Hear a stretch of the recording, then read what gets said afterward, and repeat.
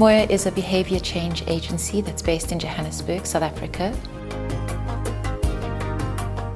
We create and implement projects that improve the quality of people's lives.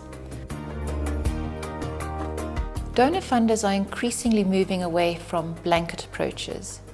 They need their funding to be directed more specifically towards the target population. This means the most at risk, the most vulnerable people need to be hit by their spend. They want a higher ROI. So our solution needs to be crafted towards giving that high ROI. We need to find the people that are most at risk and most vulnerable and ensure the services reach them. So in order to respond to the particular problem, Live Moya really needs to understand the issue that's on the table.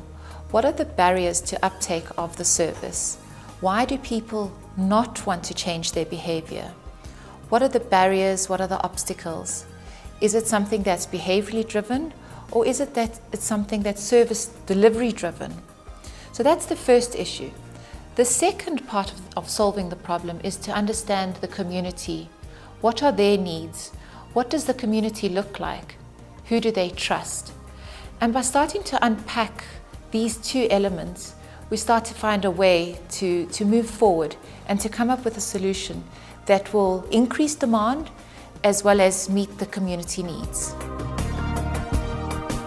Live Moya works very closely with a non-profit organisation called Footballers for Life. Footballers for Life and Live Moya have been working together since 2007, when Live Moya came up with the concept of using ex-professional footballers as change agents in communities. Footballers for Life, or F4L, is a community partner that understands the community dynamics, community structures, and they do the actual on-the-ground social mobilization work. As Footballers for Life, because we're using our status as footballers, we came in here because we knew that people are going to listen to us. They will be excited to see us coming back to the community, giving back to them. That also helped us, and also we used our mobilizers because they are coming from the very same community.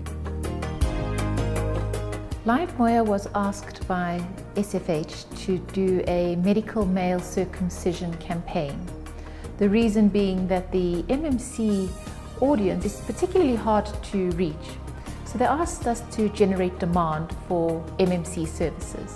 So for us, partnering with Live Moya was a very tactical move for us, because we wanted to ensure that at the end of the day we were able to create demand, and we were working with an organization that understood what it took to create demand and implement that behavioral change strategy. In this I Choose campaign, Live Moya collaborated with us, Footballers for Life, as site leads to ensure that the day-to-day running of the program is a success.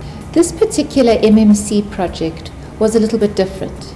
It was broken into two parts.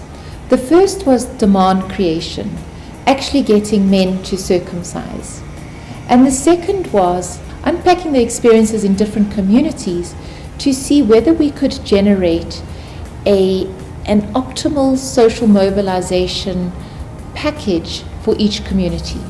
The research arose as a result of previous work that had been done by Live Moya on medical male circumcision in collaboration with Society for Family Health, and particularly the need to contextualize the strategies that were being implemented at each site, but also the need to come up with a demand generation model that could be applied specifically to medical male circumcision. So for SFH, we do see the various successes based on the type of intelligence we were able to pull out of the implementation strategies and how our sites were going about doing that implementation. So Live Moya did bring the expertise into ensuring that we were able to document and then, re-implement into other areas of the program.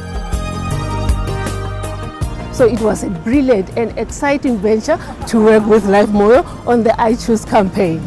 Live Moya was recently contracted by the World Bank to conduct a social mobilization campaign across Lesotho, Swaziland, Mozambique and South Africa. The goal was to reach those affected by TB in the mining sector. This included miners, ex-miners and mining communities. The aim was to raise their awareness on TB, the need to access TB services, adhere to TB treatment, and for those infected by TB, to access compensation. We are giving them information and making sure that they know all the information about TB.